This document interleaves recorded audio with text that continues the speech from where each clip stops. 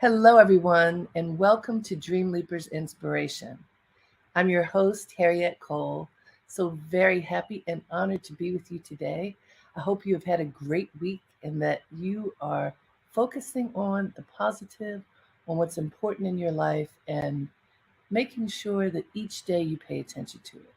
So that sounded like a hey, but honestly, everything I said is really important, and I want you to think about it. Hope you are focusing on your life and what's important every single day. Are you doing that? Did you do that this weekend?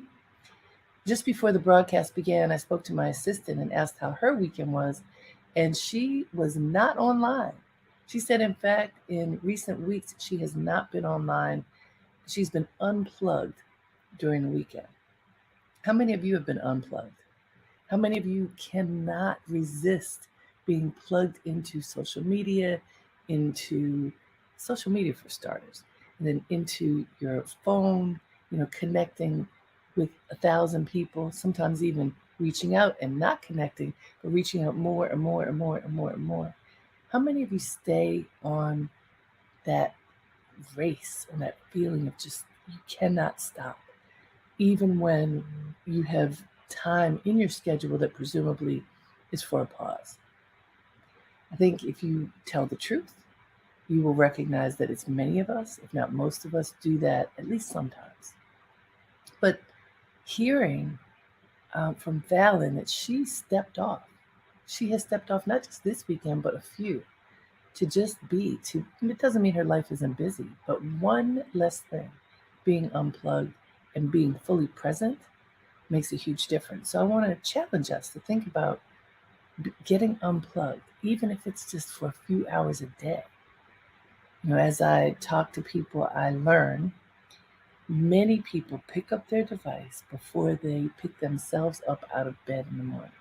And there's a constant challenge between what's going on in their world and what's going on in this world that takes you to so many different places, the world outside of yourself and in connection with who knows what other ideas, um, other people's lives, and things that can clog your mind, your spirit, and your potential for staying the course, whatever course you have put yourself on.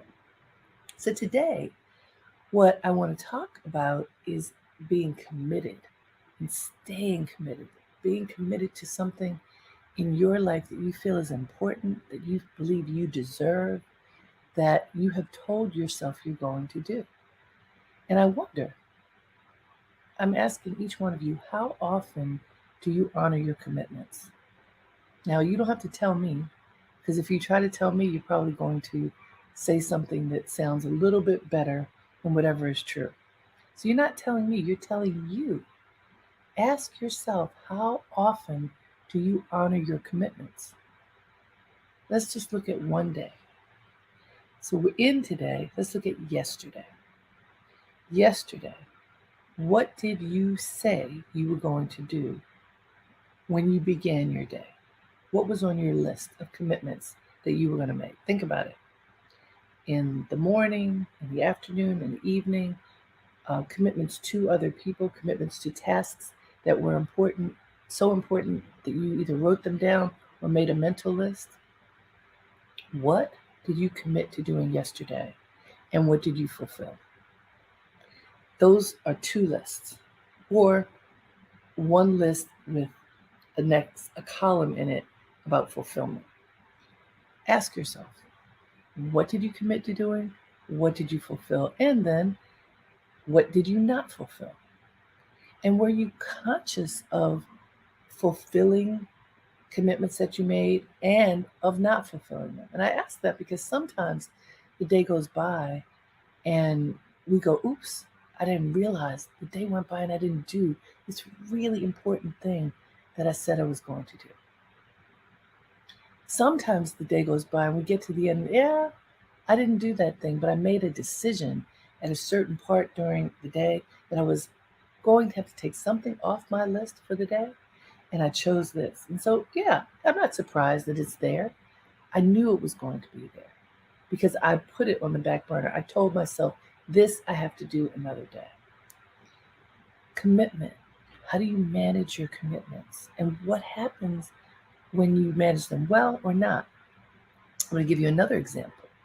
This weekend, just this past weekend, I drove to Baltimore, where I'm from.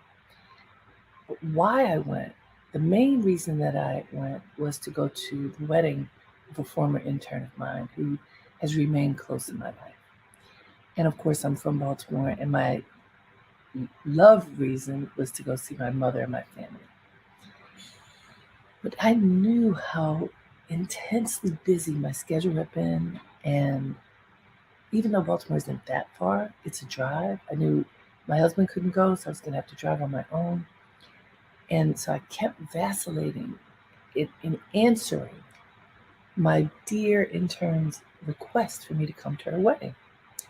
And my assistant very lovingly, but with a good nudge, kept saying, did you respond yet? What are you going to do? Are you going to go? Did you respond yet? And why did she do that? Because I asked her to. I don't like leaving things on the list unattended. But I had the conflict having nothing to do with her and how much I care about her, having to do with managing my schedule. And then I had to listen to my heart and also listen to my own advice. You don't want to wake up every day and go, oh, I didn't attend to that. Oh, I didn't respond to that. Oh, when am I going to do it? That is not a good feeling on the inside. And it's not just not a good feeling for me or you. It's not a good feeling for whoever's on the other side of it waiting to hear back from you. Because then all kinds of questions come in. You know, I know she cares about me. Does she care enough to come? That was never an issue. But somebody could feel that if you're not responding. Practical. I have to make a decision for the food, for the table count, for, it's not usually the ceremony, but it's the reception. It's about organization, money, planning, and somebody who's late in responding in answering a commitment simply to answer the question, are you coming or are you not coming? My tardiness had an impact on her. Now, I responded in time, and I'm so grateful that I went. But I'm mentioning this because you could have had a situation where, for whatever reasons, even if you think they're valid reasons, you were slow to respond to something important in your life. What happens internally when you are slow to respond, and what happens externally? So this example for me of this lovely young woman's wedding and my delay in responding, there were so many emotions and experiences tied up in it, and I bet you can relate, even if it's not a wedding that you might have been tardy for. The feeling of not being responsive, of being conflicted over, do you have enough energy to complete this task? The feeling of pressure to make a decision and move forward and ensure that the person on the other side is feeling honored and loved. So when you don't respond, when you don't fulfill your commitments in a timely manner, all kinds of other experiences, emotions, actions occur or inaction. And there are effects to that. There's spiritual and psychic effects. There can be monetary effects, all kinds of things when you don't honor your commitments in a timely manner. In this case, I want to say I did honor my commitment. I found the energy and resolve to go. It was beautiful. I'm so glad that I went. And she was glad that I came, even though I was a bit tardy in responding to her. And never mind, in her case, her wedding had been delayed, postponed for 2 years because of COVID.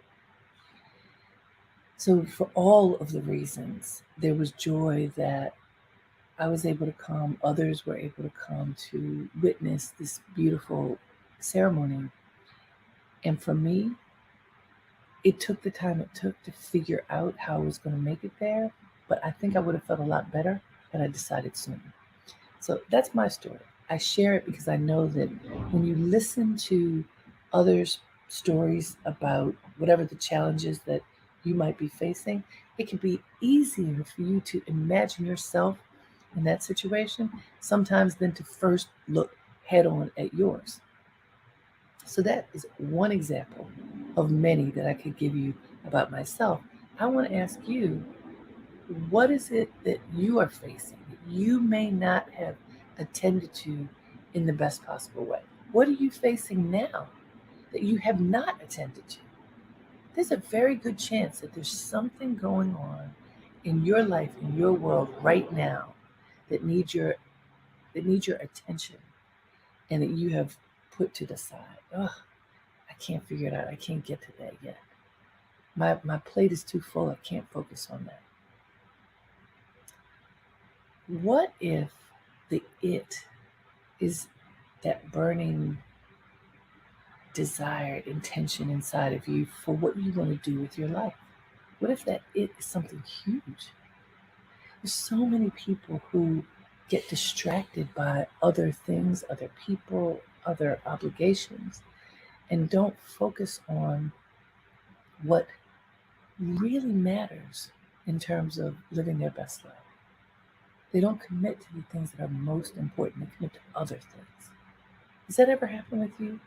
Have you found yourself committing to other people's ideas, other people's projects, other people's intentions rather than your own? And what happens at the end of the day when you realize that you do that? How do you feel? How do you feel inside? I want to read you something. I found some great quotes about commitment. You know, I love looking at quotes. I'm going to tell you a few. So, the simplest one is from the philosopher Jean-Paul Sartre, French philosopher, who said, "Commitment is an act, not a word." Commitment is an act, not a word. It isn't a thing that you sit on a shelf. It's not an inactive thing. It is an active thing. It is an act, not a word. You know, verbs in the English language are what make action. And so think of the verb to commit. To commit to something is to take action. And Jean-Paul Sartre says commitment is an act, not a word. Now, Vince Lombardi, the athlete, most people fail not because of a lack of desire, but because of a lack of commitment. Hear that again. Most people fail not because of a lack of desire, but because of a lack of commitment. Think about that. Because of a lack of commitment, not a lack of desire. How often have you been inspired? Something wells up within you, like, oh man, this would be so great. I need to do this thing. I need to take this step. This is, you sometimes in a meditation, in your sleep, when you're on a walk or a run, when you're talking to another person, something clicks inside of you and you go, wow, yes, that's important for me. I need to do that. And it could be a big thing or a small thing, but it's big internally for you because it resonates so strongly. And what happens if it's just like a spark of light and you don't nurture that light? So it just sort of flickers out. Then that's a spark of light. That's not something that you're going to make happen because you need commitment to that idea, to whatever that is, to that decision in order for it to work.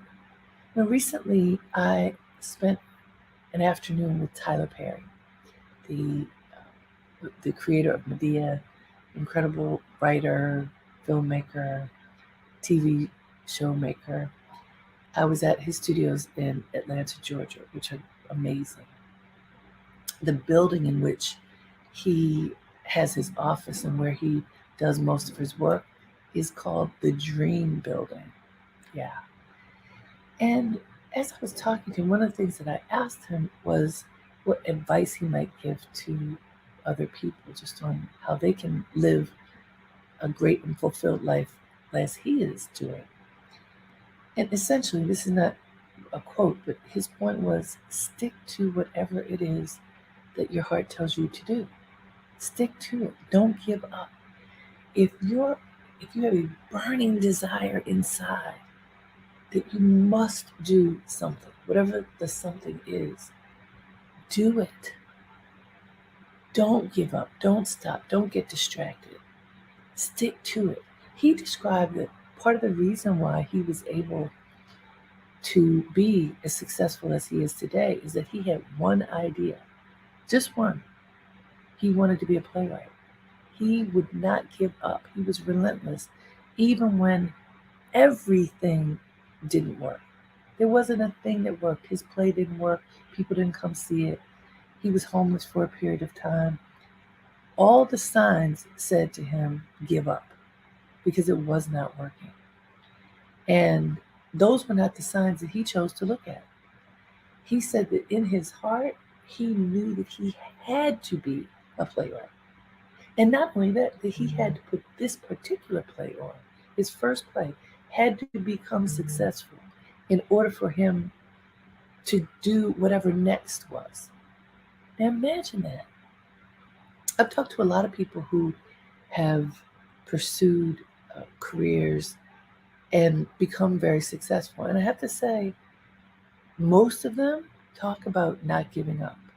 Some of them, to be fair, some of them say they would going down one path and it just wasn't clicking, wasn't clicking, wasn't clicking, wasn't clicking. But there was this other thing that they were working on. And when the first thing fizzled out, the other thing took precedence. So for Tyler Perry, it was one thing, single pointed, one thing. And he never gave up on the one thing, and the one thing paid off. There's a young man I just interviewed last week for my radio show, Dreamleapers Radio, and his name is Miles Frost. He is playing Michael Jackson and MJ the musical. He's 22 years old and on Broadway. He has a little bit of a different story. He thought as a child that he was going to be a prodigy golfer. I think from 3 or 4 years old, he was playing golf. He was very active and very good. And he tried out for the kids' golf team at his school. I think this was in middle school. And did not make the team. And he had been performing as well, been in some stage productions, knew how to play piano, and was involved in the creative arts, but his love was golf. He was very disappointed that he did not make the team. But the next year, he said, okay, I'm coming back. I'm going to try for that team one more time. He tried one more time, and he did not make the team. And he said in that moment when he realized that if he could not make the team for his school, which was going to give him entree into potentially the professional world of golf, this wasn't really going to work for him because he didn't have the resources to take himself to the next level. That field of playing golf is very expensive. And while he could have stuck to it in the Tyler Perry vein, instead he said, well, here's this other thing that I'm really good at. And I'm getting a lot of support around performance. So he said, I'm never going to stop playing golf, but let me think of pursuing that as my career goal. And mind you, he's in middle school. Let me pursue this other thing that I'm really good at and that I'm getting a lot of support to be a part of this.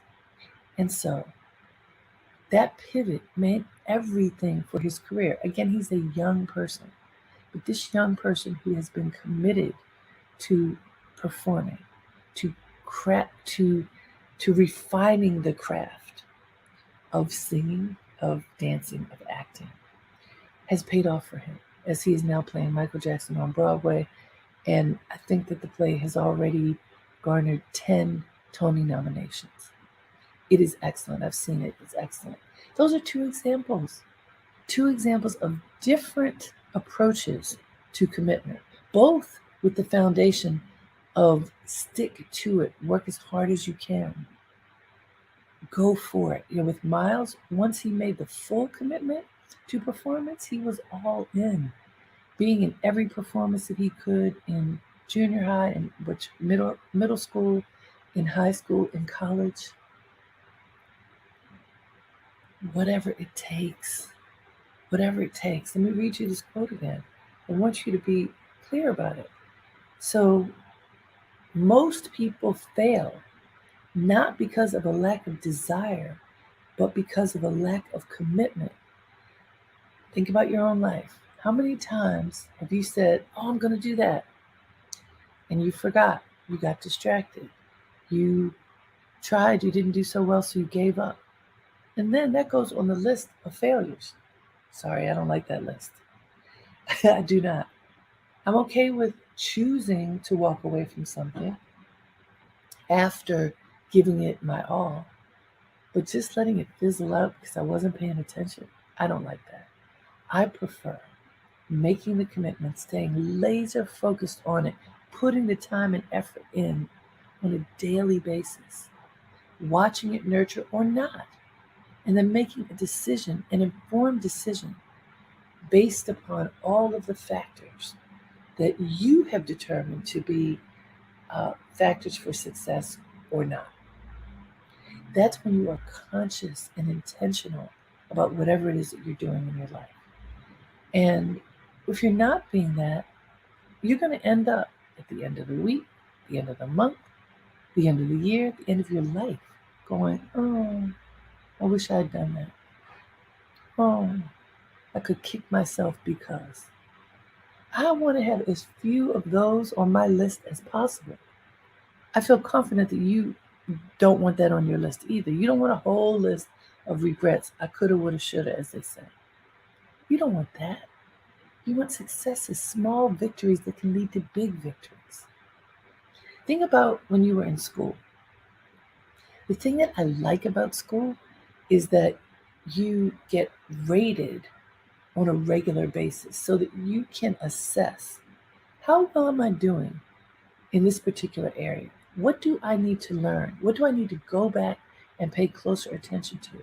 What are the refinements that I need to engage in order to do as well as possible in this particular area? That's what school does. It lets you know you're doing great. You get an A. You're doing pretty good. You're getting a B. You're doing okay. You get a C.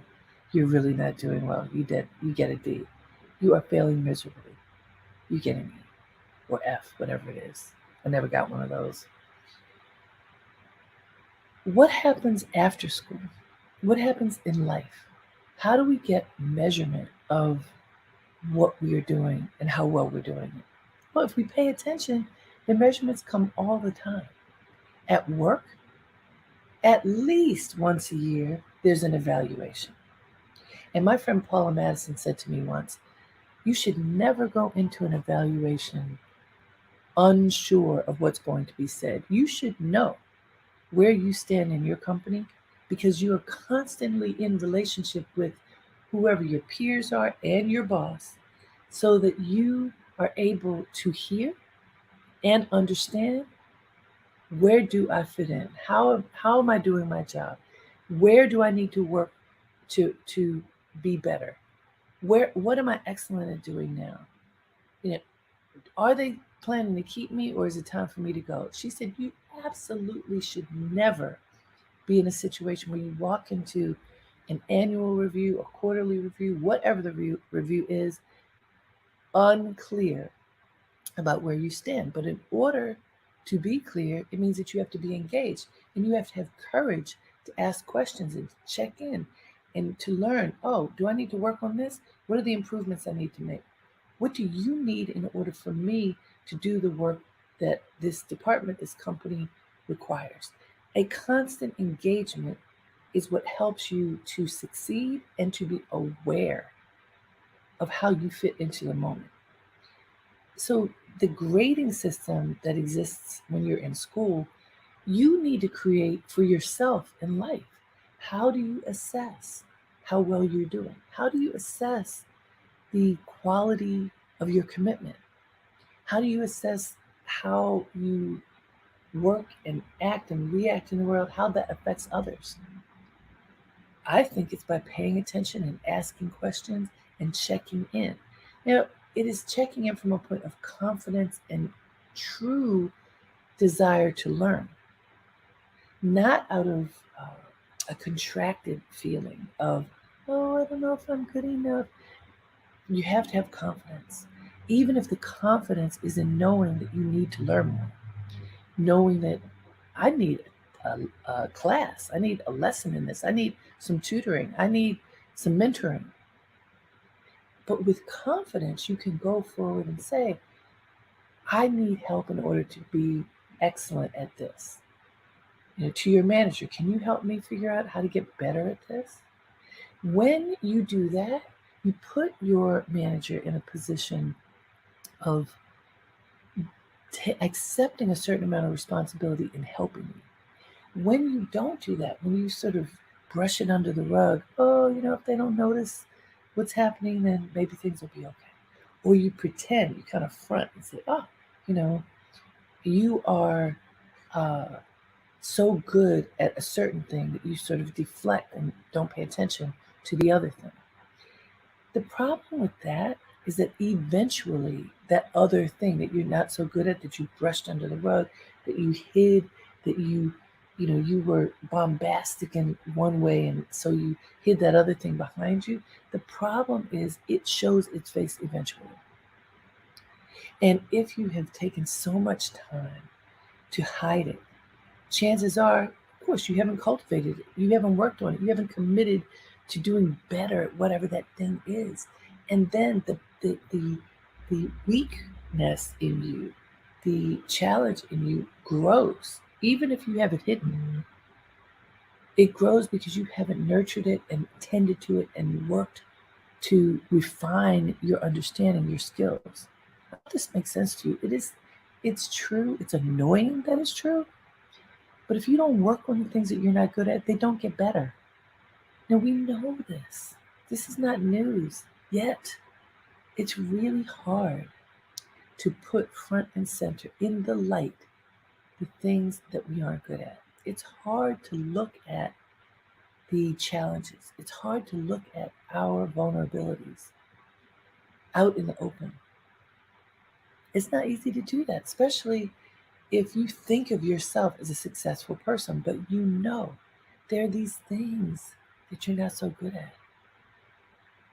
And wouldn't you be better if you committed to making those things better? If you committed to focusing on them to make them better? Yes, you would feel more uplifted and fuller if you did that. And similarly, because this is Dreamleapers, similarly, if your dream is something that is on the back burner because you don't have time, you don't believe in it enough to put it on the front burner. Your list is so long, you'll get to it eventually. If your dream is sitting back there, on ice, waiting for your attention, I want to challenge you and say, look ahead and bring it with you. Commit to paying attention to your dream. Commit to nurturing it. What I believe is 1 hour a day. 1 hour a day, I promise if you spend 1 hour a day paying attention to, committing to your dream, something is going to come of it in a short period of time. If you feel like you can't do 1 hour a day, I actually say commit to that anyway, because then you have a better chance of doing it 3 or 4 times a week than if you say I'm going to commit to it 3 or 4 times a week. The point here, commit to yourself. Commit to your ideas, to the greatness within you. Commit to doing something consistently that fulfills your spirit. What is that? I can't say, but you can. What is that voice inside telling you should work on? It may be practical, like fitness. That's on my list, to work to be more fit. That's one of the things on my list. But that one thing, if I don't work on it every day, at the end of a month, I'll be like, oh, I wish. So therefore, I'm working on it every day. I also have creative projects that I'm putting to the front of the list that I was feeling so busy I didn't have time to work on. What about you? What's on your list?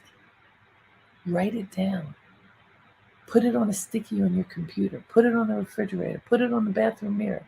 Wherever you need to put it so that you will not forget, so that you make it a priority every day. Choose one thing to make a priority every day. Pay attention to it every day this week. Can you promise yourself that? I want you to know that if you do, if you promise every day this week, just 1 week, that you will nurture that to which you have committed yourself at the end of 7 days, look at what happened. All right, everyone, we're making a commitment. Starting today, for the next 7 days, 1 hour each day toward your commitment to yourself. Okay? Promise? It's a promise to yourself. It's a worthwhile promise. If you commit to it every day, you will manifest it. And you will be so proud of yourself and so grateful. I look forward to hearing how you're doing that. Until we connect again, namaste. Have a great day and make it count.